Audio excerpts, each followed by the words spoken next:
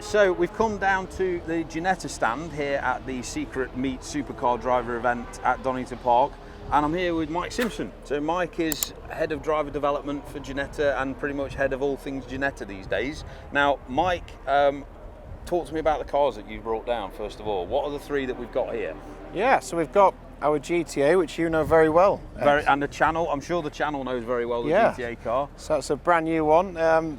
That looks a bit better condition than my car, to be fair, in a minute. Yeah, you've had more hits than Elvis, love, haven't you? But no, this is where we start everybody. So it's our entry-level GT car, and it's a proper car. You know, V6 engine, paddle shift, really stiff chassis, a good tyre. We're working with Michelin, and this is where you do your hard work in your apprenticeship, and we bring everybody together. Very fixed rules, regulations set up, and we teach the drivers how to be racing drivers. That's the whole point of it.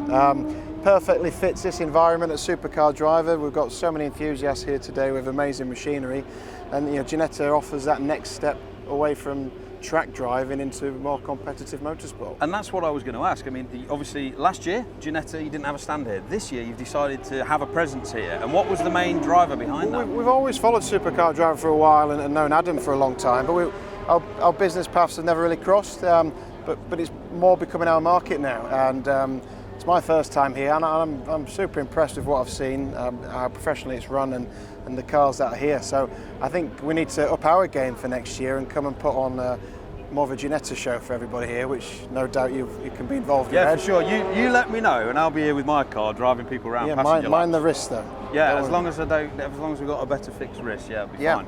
Now, so that's the GTA car. Yeah. Talk me through this. So for the people who don't know and who haven't seen the channel before, what is this car? So we brought this for a bit of fun. So the complete opposite ends of the scale. So you start there, and if all the stars align, you reach euphoria. So this is our Ginetta G61 LMP1, which participated in the 2019-2020 World Endurance Championship season. Originally before that we did Le Mans in 2018 with a different engine but the same chassis. This is the car myself, Charlie Robertson and Leo Russell did Le Mans in.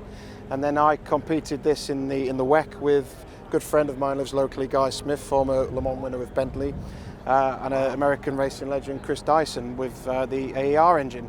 And it was so amazing for Ginetta to get involved in this, and the full factory was really passionate about it, and it was a unique window in the regulations where you could play at the top table. So Porsche, Audi had left, Toyota were left with LMP1, the ACO and organisers still wanted to maintain the Premier class. Yeah. And ourselves and Rebellion came to play. So this was designed by Ginetta in-house, blank sheet of paper as well, nothing carried over. Big team of people, big engineering programme, just to prove our capabilities and learn as well. And it was an amazing project and a privilege to be part of, and we did very, very well. Limited time, it was a very condensed program, and we led a few races overall. We led in Shanghai, Fuji, fastest laps in Bahrain, and it was just a shame COVID came in, and that's what halted the program for us. Right. Okay. So we had to refocus on the UK business, the championships, and how do you think the motorsport community has bounced back now after COVID? That's a really interesting thing, because I mean, one of the things that I did is I was going to join the GRDC in 2020, and I didn't because of COVID. So people must have been like me and had that mindset like me that I'll hang fire. So did that have an adverse effect on them? Absolutely. I mean, circuits were dormant for months. Race teams, nothing to run. Drivers, nothing to race. So it was a very difficult time. But like the rest of the world and the rest of the UK businesses, we bounced through it. Race tracks opened for private testing relatively early. We had our own circuit at Brighton, so we could do some bits privately, and that's what allowed us to develop the GTA. So we did that under radar. And if anything, Ginetta's come out of that quite strong because we've got fresh, exciting products into like a new emerging market. Well, I mean, that's testament. Obviously, you can tell that with the GTA. How the first year we were sort of 20 odd cars, and then by the end of the season it was like 15, 16. Now 30 cars plus on the grid. And we need to think of the next place for those cars, which we talked about earlier.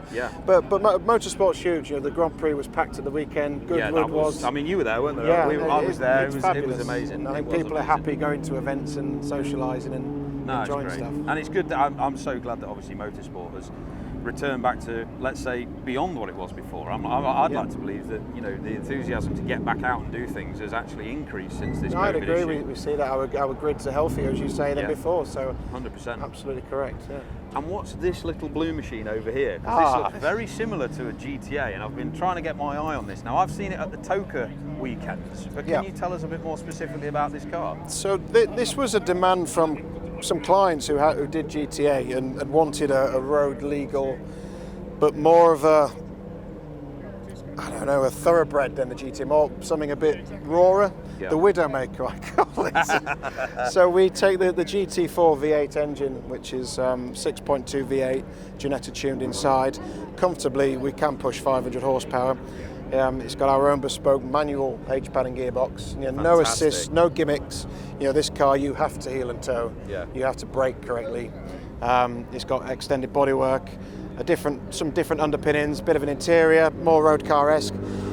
Fully UK road legal compliant, and it's just a bit of fun for us to sort of give back to our fans, people that maybe don't necessarily want to race, but want to feel that Ginetta passion on the roads. And it's a cool looking thing. It makes a great noise. Yeah, it's an quick. amazing looking machine, and I can imagine it is quick. So it has got that V8 from the race car. Oh yeah. That's the one that's in it. Yeah. So it's 500 horsepower, is that right? Absolutely. Yeah. And how much does it weigh? I should know, shouldn't I? It says 1100 on the sales crib sheet. Now the salesman's written that, so it won't be far off that. But a lot lighter than a Porsche, for example. 500 horsepower in an 11 car, something. Yeah, in a car that weighs just over a ton. That is a phenomenal power to weight ratio. That's incredible. But not just on the acceleration, as you've learned in these last couple of years, car dynamics, how quick it stops, how you can roll to apex. It's alive, and you feel that. And to take that experience onto the road, it's so fantastic though. When every manufacturer is heading the way of reducing the size of engines, they're heading towards flappy paddle gearboxes, dual clutches that are faster and faster and faster, and they're trying to get milliseconds out of the driver, whereas you guys here have stuck to the raw mechanics of a car to bring that driving experience to life. Yeah, well, one of the fundamental problems with new cars is the weight. Yeah. Everything is getting bulky and heavy. You know, you up to 2,000 kilos is going to become the norm soon, and you lose the feeling of the agile race car and that raw experience which people crave for. They do, and we will never go into that market. You know, we're about the racing driver and teaching you through Ginetta driver development.